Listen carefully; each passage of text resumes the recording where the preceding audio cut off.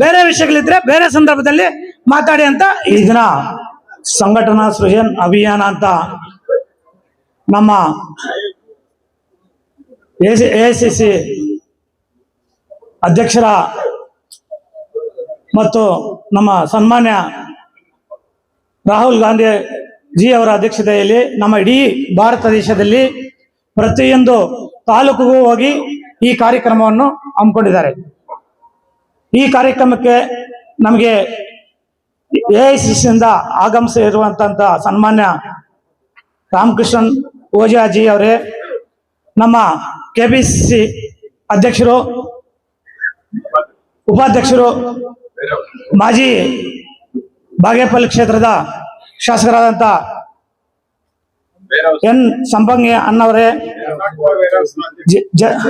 ನಮ್ಮ AICC general secretary ಬರೇಂದ್ರ Singh ಅವರೇ, ಕುಲದೀಪ್ ಸಿಂಗ್ ಅವರೇ, ನಮ್ಮ ಇನ್ಚಾರ್ಜ್ ಅವರಂತ ವೆಂಕಟೇಶನ್ ಅವರೇ, ನಮ್ಮ ಜಿಲ್ಲಾ ಕಾಂಗ್ರೆಸ್ ಅಧ್ಯಕ್ಷರಾದಂಥ ಲಕ್ಷ್ಮಣಣ್ಣನವರೇ, ಕಾರ್ಯಾಧ್ಯಕ್ಷರಾದಂಥ ನಮ್ಮ ಮೇಕಲ್ ನಾಡಸಮ್ಮನವರೇ, ನಮ್ಮ ಮಹಿಳಾ ಕಾಂಗ್ರೆಸ್ ಅಧ್ಯಕ್ಷರಾದಂಥ ಜಿಲ್ಲಾ ಅಧ್ಯಕ್ಷರಾದಂಥ ಎಂ ಅವರೇ, ನಮ್ಮ ತಾಲೂಕ್ ಅಧ್ಯಕ್ಷರಾದಂಥ ನಮ್ಮ ಅಮ್ಮನವರೇ, ಎಲ್ಲ ನಾಯಕರಿದ್ದೀರಾ. ಎಲ್ಲ ಹೆಸರು ಹೇಳಕ್ಕಾಗಲ್ಲ, ದಯವಿಟ್ಟು ಕ್ಷಮಿಸಬೇಕು. ಈ ದಿನ ಈ ಕಾರ್ಯಕ್ರಮ ಮೂಲ ಉದ್ದೇಶ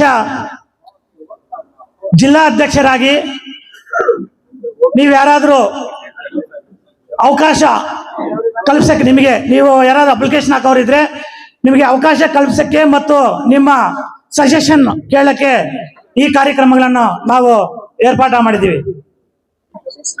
ನಮ್ಮ ಈಗ ರಾಹುಲ್ ಗಾಂಧೀಜಿಯವರು ಈಗ ನಿಮ್ಗೆ ಗೊತ್ತಿದೆ, ಭಾರತ ಜೋಡೋ ಯಾತ್ರೆ ಮಾಡಿದಾಗ ಕನ್ಯಾಕುಮಾರಿಯಿಂದ ಕಾಶ್ಮೀರದವರೆಗೂ ಭಾರತ ಜೋಡೋ ಯಾತ್ರೆ ಮಾಡಿದ್ರು.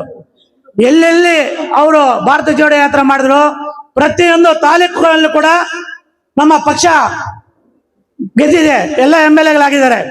ಅದೇ ರೀತಿ ಮುಂದಿನ ದಿನಗಳಲ್ಲಿ ಅದಕ್ಕಿಂತ ಬಲಿಷ್ಠವಾಗಿ ಇನ್ನೂ ಪಕ್ಷ ಸಂಘಟನೆ ಮಾಡುವ ಉದ್ದೇಶದಿಂದ ಇಂಥ ಕಾರ್ಯಕ್ರಮಗಳನ್ನು ನಾವು ದೇಶದಾದ್ಯಂತ ನಮ್ಮ ಪಕ್ಷ ಹಮ್ಮಿಕೊಂಡಿದೆ. ನಮ್ಮ ಮುಖ್ಯಮಂತ್ರಿಗಳು ಅಷ್ಟೇ, ನಿಮ್ಗೆ ಗೊತ್ತು,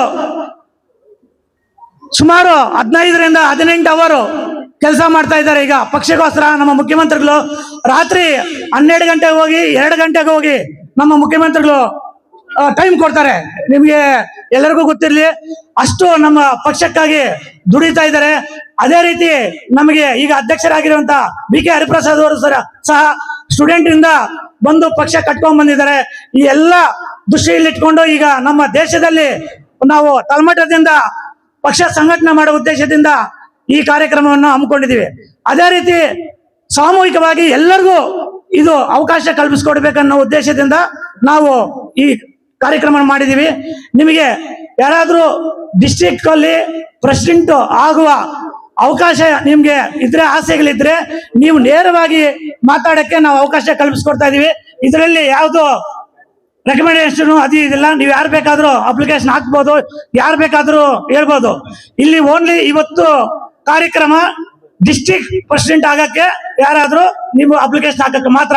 ಬೇರೆ ವಿಷಯಗಳಿದ್ರೆ ಬೇರೆ ಸಂದರ್ಭದಲ್ಲಿ ಮಾತಾಡಿ ಅಂತ ಈ ಸಂದರ್ಭದಲ್ಲಿ ಹೇಳಿ ನನ್ನ ಭಾಷಣಕ್ಕೆ ವಿರಾಮ ಕೊಡ್ತೀನಿ.